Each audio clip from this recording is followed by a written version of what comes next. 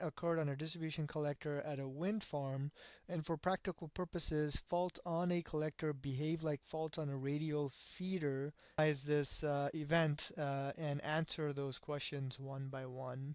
So the first question, of course, is so there's a lot going on in here, and we would really have to look at this holistically. So initially, let's look at the answer key, which is part 2 of this tutorial, and see what it's telling us. So for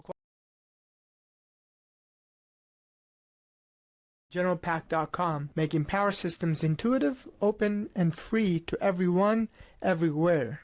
Consider subscribing and supporting through patreon.com/GeneralPAC.